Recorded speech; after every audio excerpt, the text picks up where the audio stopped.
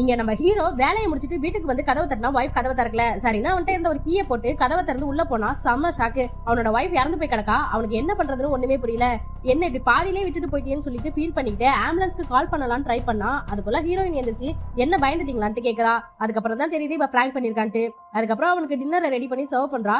ஹீரோவும் யார் ராய் பண்ற மாதிரியே ஹீரோயின் லுக்கு விடுறான். இப்ப அடுத்த நாள் நைட்டு ஹீரோ வரதுக்காக வெயிட் பண்ணிட்டு இருக்கா. அப்ப ஹீரோ கிளம்பிட்டேன்னு சொல்லி மெசேஜ் போட்டதும் ஹீரோயின் அடுத்த பிராங்குக்கு ரெடி ஆயிடுறா. இப்ப ஹீரோ வந்து கதவை திறக்க இவ கிடந்த கிடப்ப பாக்கணுமே அச்சு அசலா இருக்கிற ஒரு முதல பொம்மைக்குள்ள தலையை விட்டுட்டு செத்து போன மாதிரி ஆக்டிங் கொடுக்குறா.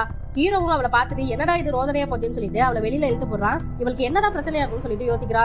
இப்படியே ஒரு நாளும் ஒரு மாதிரி போகுது. ஒரு நாள் யாரோ இவளை கத்தியால குத்தி செத்து போன மாதிரியும், இன்னொரு நாள் யாரோ துப்பாக்கியால சுட்ட மாதிரியும், அடுத்த நாள் பாருங்க நடுமண்ணையில யாரோ அம்பு விட்டு செத்து போன மாதிரியும் நடிக்கிறா. பொறுமையா இழந்த ஹீரோவும் உனக்கு என்னதாண்டி பிரச்சனைன்னு சொல்லி கேக்குறா. அதுக்கு அவகிட்ட இருந்து எந்த ஆன்சரும் வரல. ஹீரோ இன்னைக்கு நைட்டு என்ன பண்ண போறான்னு திக்குன்னு பயந்துகிட்டே வீட்டுக்கு போறான். அங்க அவ வேம்பயர் மாதிரி சவப்பெட்டிக்குள்ள படுத்து கிடக்கா. இதே மாதிரி ஈஜிப்ட் மம்மி ஏலியன் மாதிரி எல்லாம் லிஸ்ட் நீண்டுகிட்டே போகுது. அந்த டைம்ல தான் ஹீரோயினோட அப்பாக்கு உடம்பு சரியில்லாதனால 2 பேரும் கிளம்பி ஊருக்கு போறாங்க.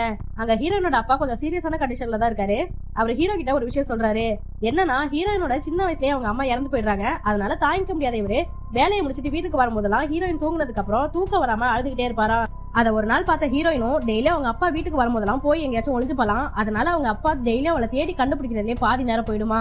அதனால அவரோட வைஃபை பத்தி நினைச்சு அழுகிறதையே மறந்து போயிட்டாராம். இப்படி சின்ன வயசுலயே என் பொண்ணு என்ன நல்லா புரிஞ்சுக்கிட்டா, அதனால என் காலத்துக்கு அப்புறம் நீங்க தான் அவளை நல்லா பாத்துக்கணும்னு சொல்ல அப்பதான் ஹீரோக்கே ஹீரோயினை பத்தி நல்லா புரிய வருது. ஏன் இந்த மாதிரி எல்லாம் பண்ணலாம்னு சொல்லிட்டு ஒரு வேலை தான் இறந்து போயிட்டா தன்னோட புருஷனும் அவளோட அப்பா மாதிரியே இவளோட இழப்ப நினைச்சு தாங்கிக்க முடியாம போக கூடாதுன்னு ஒவ்வொரு நாளும் அவளுக்கு ஷாக் கொடுத்து அந்த மனநிலைமையை செட் பண்ணிட்டு இருக்கா. இது ஒரு சரியான வழி இல்லைனாலும் ஹீரோ மேல ஹீரோயின் எவ்வளவு அனுபவிச்சிருக்கான்னு புரிஞ்சுக்க முடியுது.